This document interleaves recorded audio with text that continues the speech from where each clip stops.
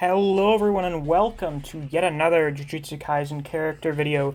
Today I'm going to be talking about the pinnacle of Jujutsu Sorcery, currently the strongest character in Jujutsu Kaisen, the one, the only, Gojo Satoru. So I'm not so much going to be talking about Gojo's powers as I am just going to be talking about him as a character and part of what makes him so effective in the role that he's been given in the story. So if you watched my last video about Nanami, this isn't so much a scripted thing as it is a semi-organized rambling. So let's get right into it. When we are first introduced to Gojo, he is the self-proclaimed strongest Jujutsu sorcerer. So how does the story go about establishing Gojo as the strongest? Well, when we first meet him, he defeats a recently awakened Sukuna with one finger's worth of power. And he defeats him with almost no difficulty. So, 1/20th of the power of the King of Curses is nothing to Gojo. And Gojo himself theorizes that he'll be able to defeat a fully powered Sukuna on his own. We have yet to see this battle. We don't know if Gojo is right, of course, because he has never fought a full-powered Sukuna, and it doesn't seem like anyone is really aware of what his full capabilities are. But nonetheless, continuing on with the Sukuna power system, we see that Sukuna with 2 fingers worth of power is able to pretty much no-diff a special grade cursed spirit. And shortly afterwards, we are introduced to Imposter Ghetto and the other disaster special grade spirits, and we meet Jogo, who Imposter Ghetto thinks is probably the equivalent of about 8 or 9 Sukuna's fingers worth of power. So, about 8 times as strong as when Gojo first fought Sukuna, and about 4 times as strong as the Sukuna that we just saw defeat a cursed spirit with no difficulty. So Jogo goes out, and he finds Gojo, and he fights him. And Jogo gets fucking washed. The only reason he doesn't die is because, 1, Gojo decides he wants to keep him alive for information, and 2, Hanami and Fake Ghetto are there to save him. It's here that we're introduced to the power of the Limitless. Something I like a lot about Gojo is that he is taking the sort of ideal, like the idea of how Superman is this character with unlimited power, and he's just sort of able to do whatever, and they make his power literally infinity. So I'm not going to get into it here, but essentially the basis of Gojo's power is like cutting up a pizza into infinitely smaller pieces. As you get closer to him, he is able to divide the space between him so that while you are still approaching him, you slow down to such a speed that it's like you've stopped moving, and you'll never reach him. I know this is it Achilles and the tortoise? It's some old tale brought into reality, essentially. And that's basically what all of Gojo's abilities are. It's him fucking around with physics, and using the power of infinity to do crazy shit. But perhaps the best literalization of his power, just beyond him being untouchable, is his domain expansion, Unlimited Void, or the translation I prefer, Immeasurable Void. I think Immeasurable works better because it literally exposes those inside of it to so much information that it is literally immeasurable and incomprehensible, and you just die from being exposed to that much information at once.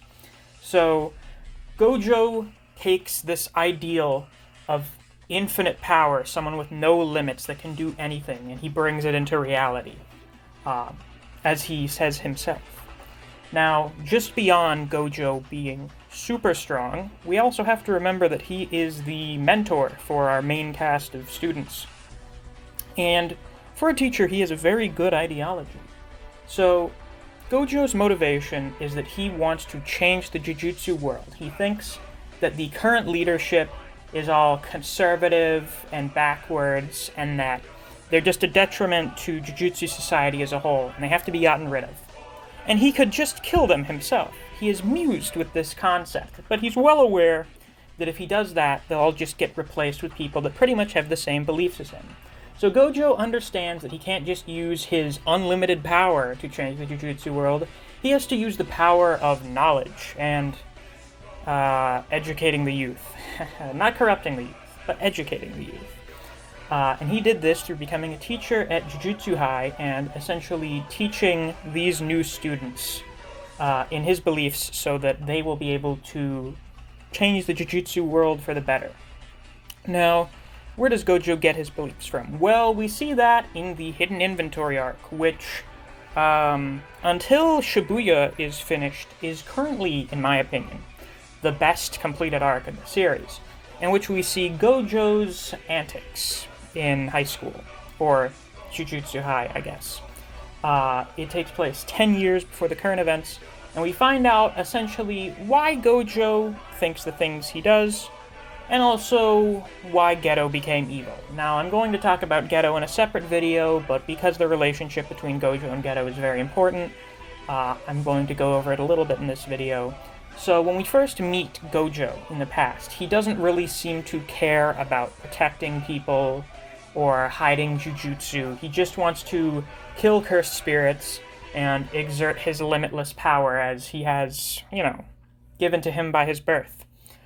But his experience with Rika, the Star Plasma Vessel, and his fight with Toji Zenin leads to Gojo greatly maturing and realizing that the Jujutsu world is a really fucked up place, and that he wants to change it for the better.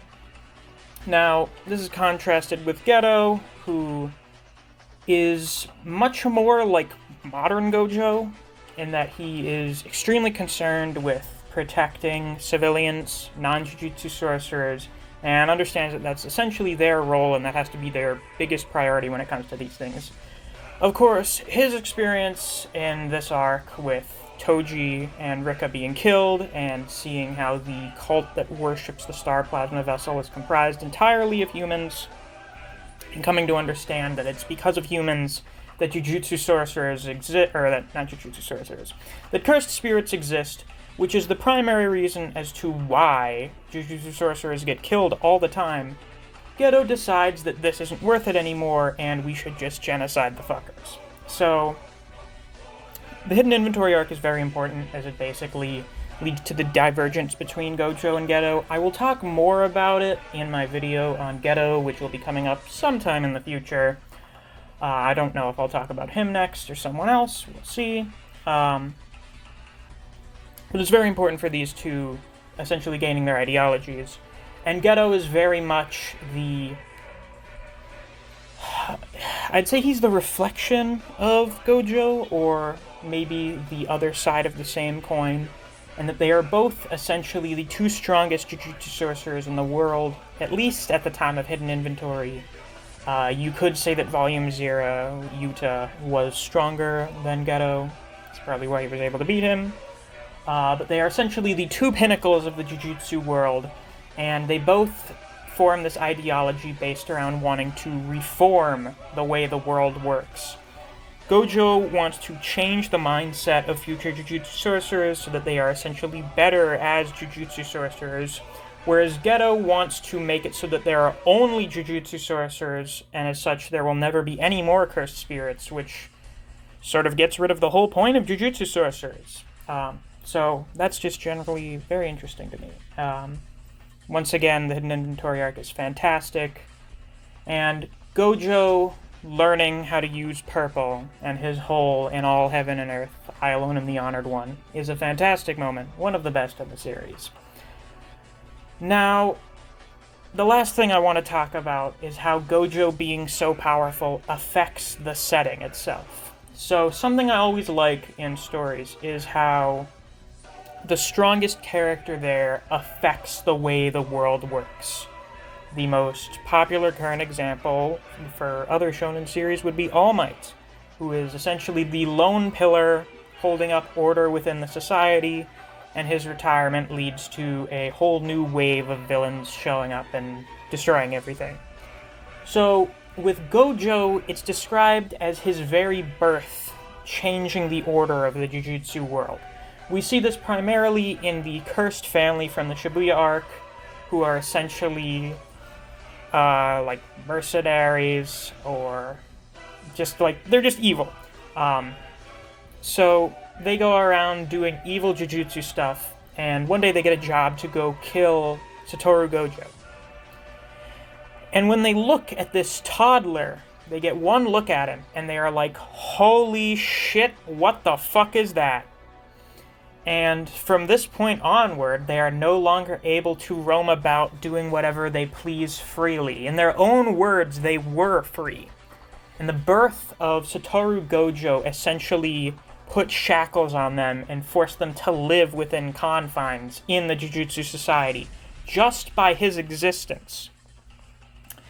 It's after the birth of Satoru Gojo that the special grade spirits that are able to communicate show up, especially with the disaster spirits, because essentially the world needs to balance itself, and having someone as strong as Satoru Gojo in the world requires that there be much more powerful cursed spirits. This plays once again into Ghetto's ideology, sort of, just with the balance between Jujutsu sorcerers and cursed spirits. Of course, in Ghetto's world, Gojo's power would have no impact on how powerful cursed spirits are, because of course there would be no more cursed spirits. And with the current happenings of the Shibuya arc, whether or not Gojo is freed from prison realm will have massive consequences on the setting going forward. As described in the story itself, Gojo remaining missing would lead to cursed spirits and curse users basically going haywire and doing whatever they want, because Gojo is no longer there to ensure that things stay sane. As Megumi himself puts it, if Gojo isn't freed, it may as well be the end of humans in Japan at the very least. So that's pretty crazy. For one man to have that much influence on the world itself just by not being there. So, yeah, I guess that's really all I have to say. I know Gojo is one of the most popular characters in the series. He's many people's favorites, and he's my very close second favorite, just behind Nanami. He's a very entertaining guy, and whenever he is on screen, it's a real fun time. And whenever we see him on screen, we understand thoroughly as to why his presence has such an important impact on the world, as when Gojo appears, it's pretty much, alright, I guess the arc's over. That's generally how it goes. So, yeah, I guess that's really all I have to say about Gojo. If you enjoyed this video, please like and subscribe. I will be doing Jujutsu Kaisen character reviews somewhat regularly. I'm not sure if I'll make this a weekly series or if I'll just do it like bi-weekly. I'll see how I'm feeling as this goes on, and we'll see what happens from there. If you enjoy other series, such as Record of Ragnarok, Chainsaw Man, Kengan Omega, and Bleach, I do videos on those series as well, so if you're interested, you should definitely check out my channel. If you enjoy discussing Jujutsu Kaisen with other people, or you just enjoy the content I produce on this channel, I would highly recommend you check out my Discord server. I have a link to it on my channel. Thanks for watching, and I'll see you around.